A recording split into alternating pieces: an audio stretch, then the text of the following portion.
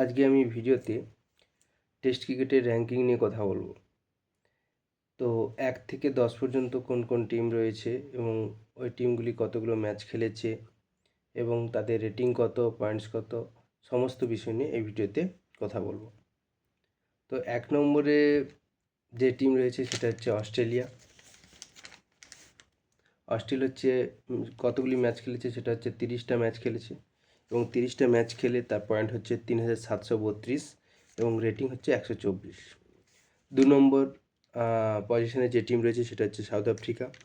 South Africa 31টা match খেলেছে এবং পয়েন্ট 3581 এবং রেটিং 116। 3 নম্বরে হচ্ছে ইংল্যান্ড।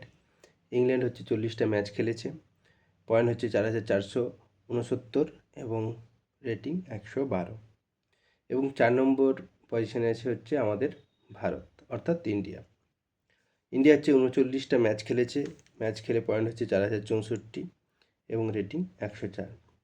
এবার নেক্সট যে টিমগুলো আছে তাদের আমি পয়েন্ট, ম্যাচ এবং রেটিং এগুলো বলছি না, আমি শুধু তাদের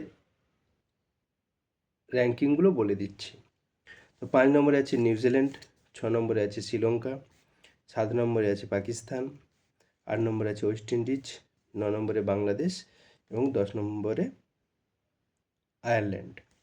তো এই হচ্ছে টেস্ট ক্রিকেটে 1 থেকে 10 পর্যন্ত কোন কোন টিম রয়েছে তার র্যাঙ্কিং।